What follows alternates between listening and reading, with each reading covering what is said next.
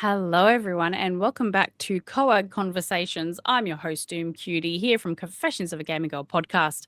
Today, we have a very special episode to bring to you. We have the lovely Alana from Alanimation joining us today. Welcome. Hello, thank you for having me. I feel so special and important right now. I'm so glad you do, because you most definitely are, especially here with our community. We really love to see it. We love to see the women in gaming, and that's why you all come back and listen and watch us. So very grateful for our audience, and also you, Alana, for joining us today. For those who don't know who you are and what you do in video games, please tell everyone all of that. Right, yeah. Well, hi, I'm Lana. I run my own channel, social media, business type dealy called Alanimation.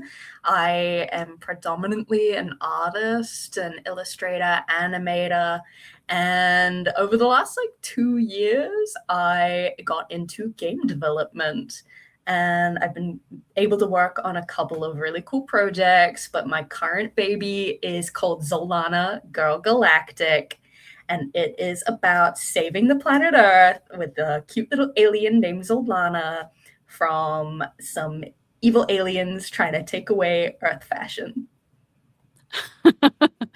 That it's such a cool idea, and that is actually how, like, my algorithm was algorithming, you know what I mean? They were like Australian, fashion, gaming, pink, girly, like it knew exactly what I wanted, and that is Zolana in a nutshell. I am genuinely, as someone who has played the game, I'm genuinely surprised to hear that you've only been in this industry for 2 years. That's insane. Did you ever think that you would end up working in video games? No, I did not, honestly. I'm one of those people who doesn't actually play a lot of video games, but I really do Mhm. enjoy making them and working Mhm. on them. Uh, I I don't know how appropriate it is to say, but I've been calling it I sell crack, I don't smoke it.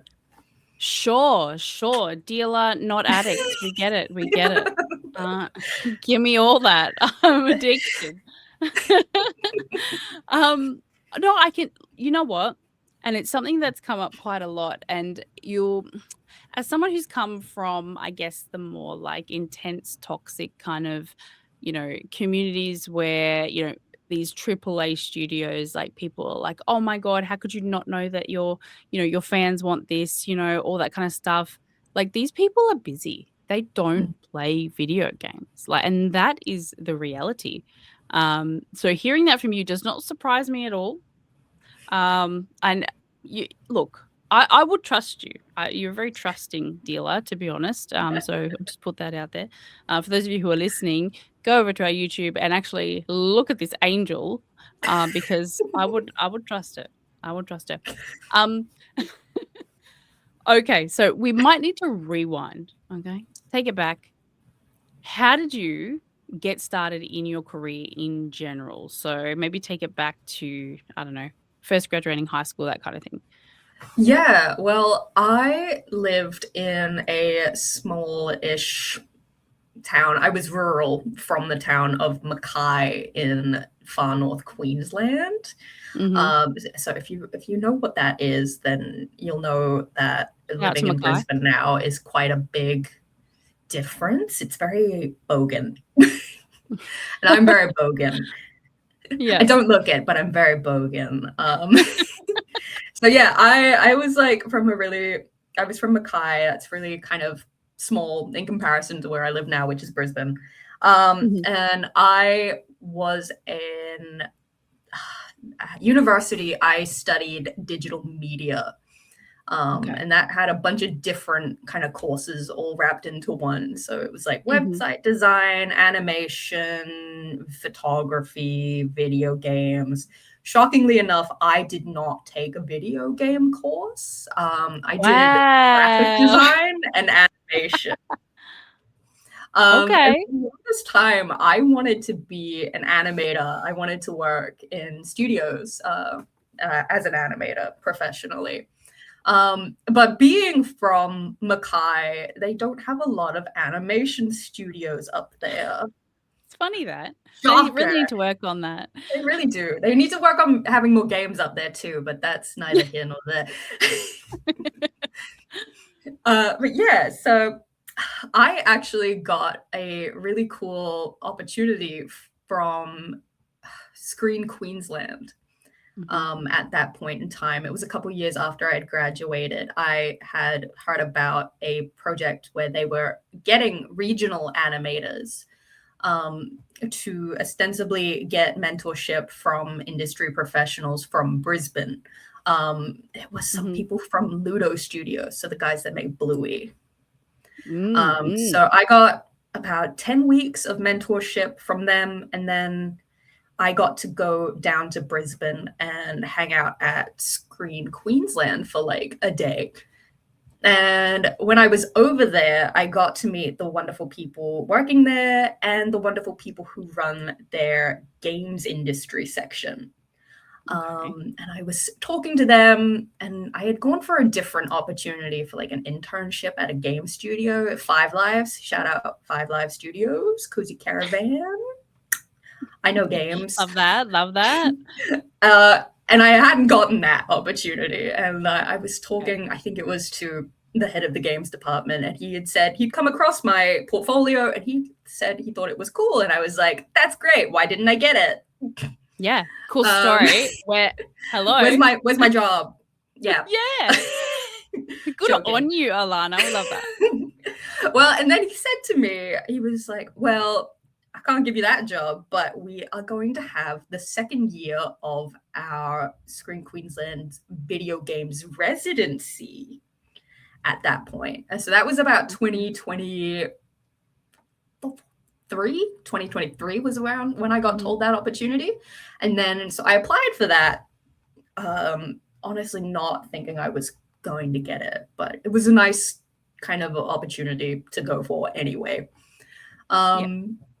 And I remember the whole week before I applied, I was making a 3D model of a character and putting like cloth sim clothes on it and then animating it. And that was like the newest contribution I made to my portfolio right before I submitted it, just to be like, I can do 3D, please.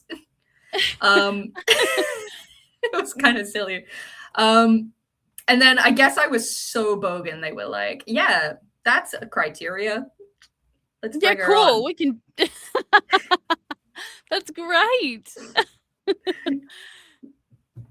I do think I was a diversity hire, and I will accept that. Thank you very much. All right. Okay. All right. Settle down. You are a trailblazer. You were so good that they created their own category, your own category just for you. All right. We're sticking with that story. That's insane. That's actually crazy. Yeah. Wow. And yeah, that year was my first introduction to being a video game developer. And if you go back on my TikToks and my Instagram in Alanimation, at Alanimation BT dubs, it'll be in the description. You'll see videos of me, my first stint, and a little bit of clips from the Screen Queensland office. They've been going for about, this is their fourth year now, doing the video games residency. So it's really blown up, and it's like huge. So shout out to them. Yeah, shout out to them for sure, especially for hosting our lovely Alana here. No, that's great. There are talented people all over Australia, and unfortunately, just because we are separated by thousands of kilometers. Like, I'm in WA, Alana's in Brisbane. You know, hours separate us, kilometers separate us, but it doesn't mean that, you know, there are no talented people. Like, you just need to go and find these absolute gems. And I'm so happy that you got that opportunity. And it's actually amazing and good on you for actually, going for it and just saying yes. Yeah, Did no, it you was yes? Yeah, did Sorry. you did you like, was that hard? Like, did you feel like any kind of imposter syndrome? Did you feel any kind of, I guess, you weren't sure what direction you were going, considering this wasn't necessarily your aim? Yeah, no, I genuinely still feel it's a massive imposter syndrome. Um, in general, I think it was such a crazy opportunity that I got um, given to me essentially. Yeah. And it kind of doesn't feel real sometimes. It's like I got to do so many cool things and I got to meet so many wonderful people.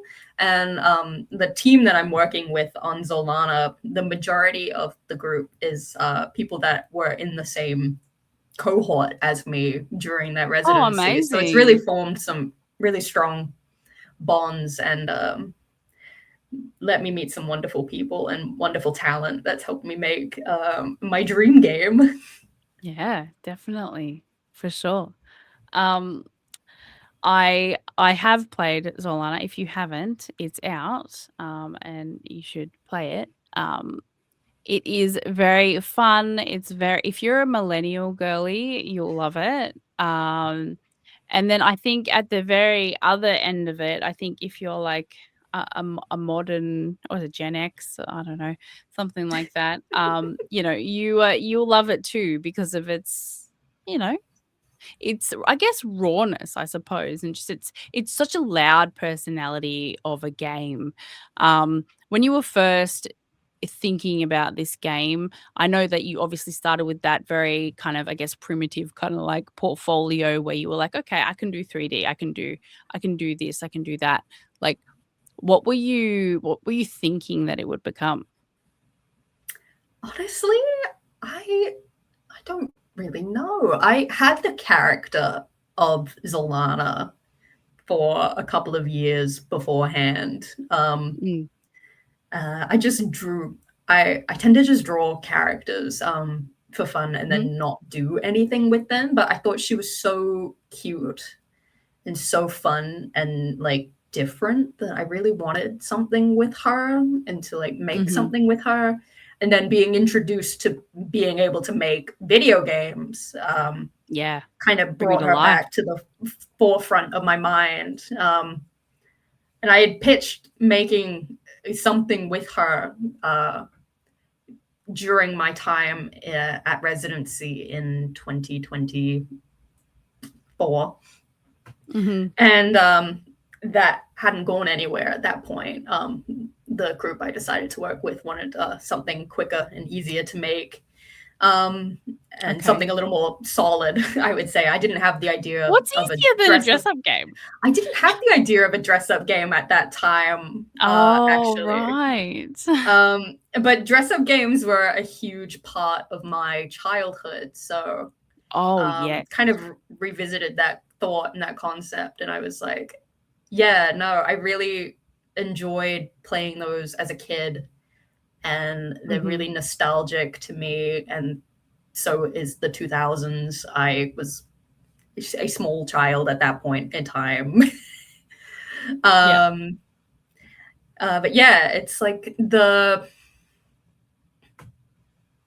the enhanced 2000s, I would say. I mean, the 2000s for me was wearing layered tank tops and Mm. boleros and things like that. Yeah, oh, yes. Oh, yes. It's Yes, yeah, no, it's kind of the fantasy 2000s that has kind of it made a is. resurgence, mixed with the fantastical of sci-fi.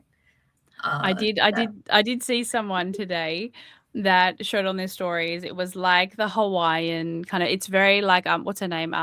Zara Larson La coded, Yeah, right? yeah, yeah, Yeah. very.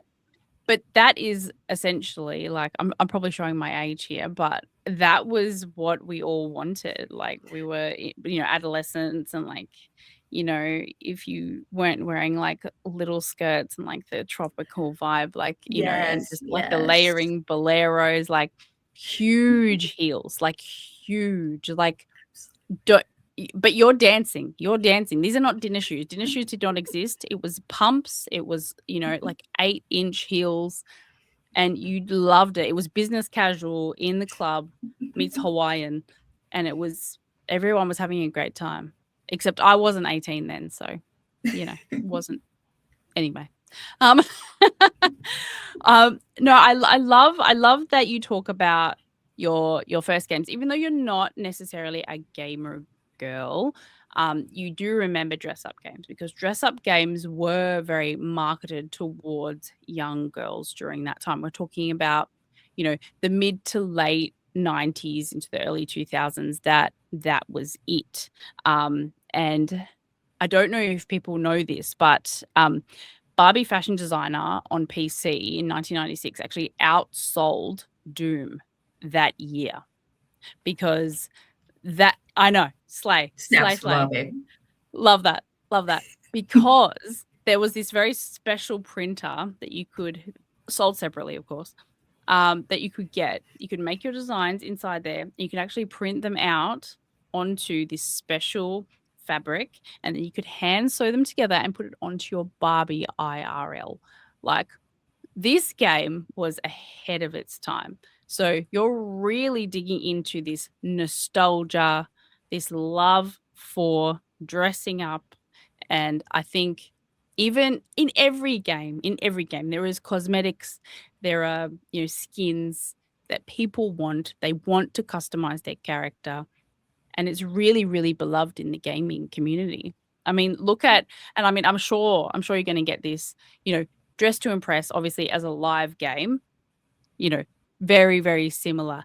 You're not competing against anyone. You're literally trying to save the world. So a little bit different, but definitely the pressure is on. I will say, just from playing it myself. Yeah, no, totally. Honestly, if I can give an anecdote, my sister, I have a twin sister, who's actually surprisingly even more girly looking and dresses girlier than this. So, like, if you see this, then you double the amount of pink, then you have my sister. Okay. She was the inspiration, or the target market for this game. Actually, she's very into, I wouldn't say Dress to Impress, but she's into Love Nikki and Infinity Nikki. Yep. And plays Baldur's Gate 3 for the dressing up kind of vibes. She was a big point of inspiration, and she's more of the gamer than I am. I would say I remember being little. We used to play Space Channel 5. And wow. She would play it and I would watch. And it was my very own Let's Play kind of situation, personal Let's Player. I love that. That's great. Yeah, no, she was like a really big inspiration for the game and the market of who I wanted to kind of give the game to. Yeah. And she's played it? She has. She was one of my early play testers. And she's also played the game, and she better like it. She does. No, I was just wondering, like, did she give you any feedback on it? Did you change anything because of her? No, nothing crazy. Honestly, I don't remember any like major points. We had another QA tester working more officially for the game at that time as well. So it was more so just getting the vibe right, was kind of passing the sister test. Yeah, sure. Because, the average consumer isn't, necessarily like thinking about all of the things that obviously, on the creator end, you would be, of course. But that's really special. Thank you for sharing that with us. I really appreciate that. That's very sweet. So do you think she's like proud of you? And do you think she is it really cool that she has a sister that's, making video games? Yeah, I think she's proud. She better tell me later that she is proud. When she sees this, I'm going to make her watch it and she has to tell me that she's proud. All right. I'll be looking for you in the comments. Oh, that's amazing. So obviously, like you are like, are you proud? Like, how you, like, how I'm are you feeling? insanely proud, honestly. Yeah, if I had told myself as a kid that I would be making video games, and I would make a video game that is this cool and is this fun and campy and like Slay. amazing. I don't know if the child me would believe me. Yeah. I But think it's insanely cool. whenever I hear that people are like, yeah, like I just want to make my child self proud. Like if my 8-year-old, 10-year-old like self saw me, like I just want to make them proud.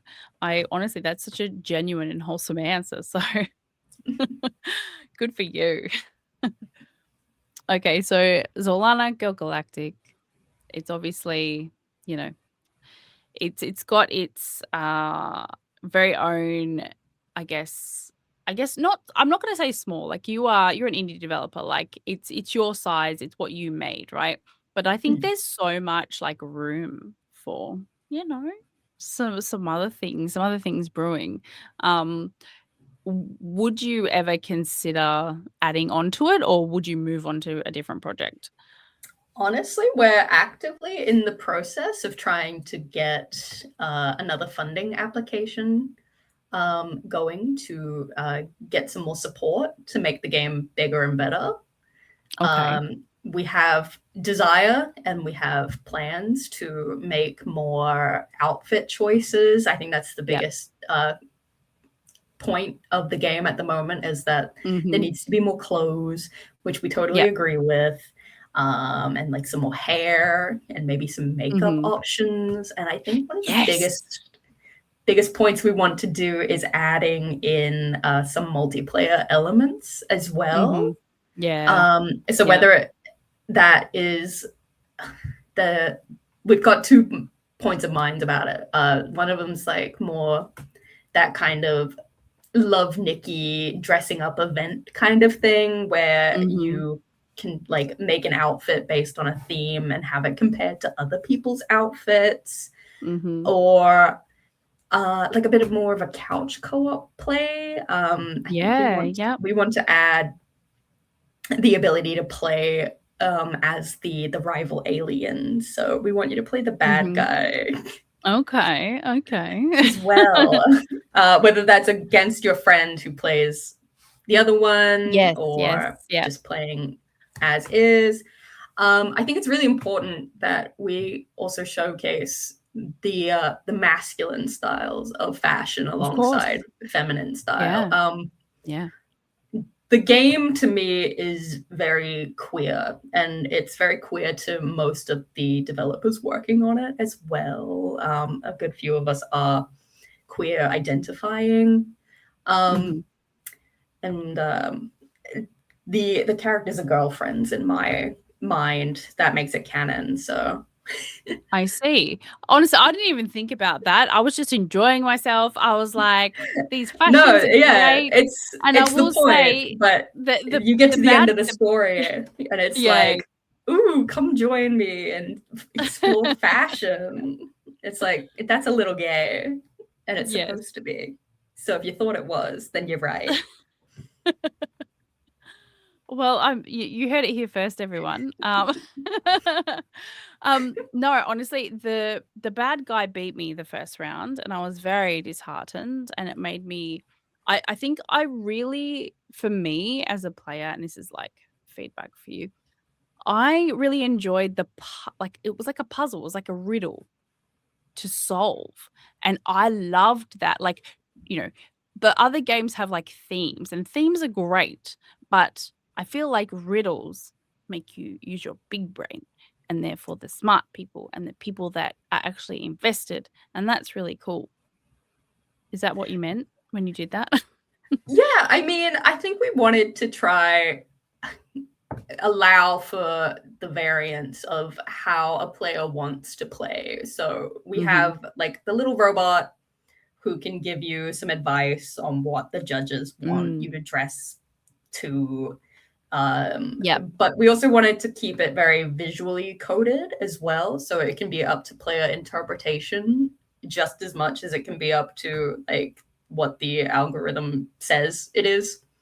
It was very investigatory. Like you had to Yeah, really yeah, look at the clothing to really think, is this what the judges actually want? Because I don't want the bad guy to beat me. I yeah, was overt. absolutely. Yeah, the game, fashion is all about self-interpretation and your own tastes and styles and influences. And Mhm. I wanted that to still be a part of what the game was about without it negatively affecting a player too badly, but also still leaving room for failure, for the challenge of Oh, it. yeah. Yeah. Yeah. Me failing first made me so determined to win the next time. So you bet I was like really looking at things. So yeah, love that. The attention to detail, even in this, first iteration of it, I think it was actually really well done. So Thank you. yeah, really, really fun. So hopefully in the future, we're looking towards improving Zolana and continuing that story. That's really exciting to hear. And I'm sure lots of fans watching, listening will be excited to hear that too. Um, so that is your goal for the Yeah. game. Career-wise, you are obviously in a place that you didn't think that you would necessarily be. Are you just going with the flow at the moment and seeing where things take you, or do you have like an actual vision for what you want to do in your career? Yeah, I mean, at the moment, I'm really keen to keep exploring what being an indie developer looks like for me. Yeah. With varying project types and genres and themes. The game I was working on previously, with my programmer before this, Mhm. was a wizard-based wrestling game. No. Why does that So sound so fantastic? What? Gandalf Smackdown, let's go. yeah, that's exactly what it was like. Big jump from that Yeah. kind of hyper masculine, Yeah. macho, but a little bit campy energy to like Yeah, yeah, hyper we're touching each feminine, other's butt girly in an pop. angry way. Yep, yep, I love that. Yeah, absolutely. So it's clear like you're just so open to anything and everything, and that's so awesome to see. And I think that's what makes, I mean, especially Australian indie developers, from my experience talking with them, seeing their projects, like you're just so cool. You're just so willing to take on anything, to pivot, to move to this. You love that project, but also I'm really good at this project, and you can love them both the same, and I love them both the same. Super duper talented, and mostly because of their passion for it, which is so great to see. So bravo, Yeah, Alana. Bravo. absolutely. I think the Brisbane games community as well is so incredibly diverse Yeah. and all really excited and passionate about what they Mhm. make. And it's a Yep. really nice thing to be a part of. Oh my goodness, actually, last night, they host a indie dev night Mhm. out in a local gaming bar. Lovely. And there was just so many wonderful projects there to see and interact with, and you Mhm. get to know the developers who make the games. Yep. And it's like it's just a really awesome space to be in right now. And I wish that was more prominent in other locations all around Australia. Like it would Mm. be incredible to have more of that, more rurally as well as Yeah. in the cities. Yeah. And I think when people think about game development and game events, all that kind of stuff, they think Sydney or Melbourne. But I think Queensland, Brisbane, I think you guys are, like even in the gaming creator space, like you guys are showing up, and I'm here for it.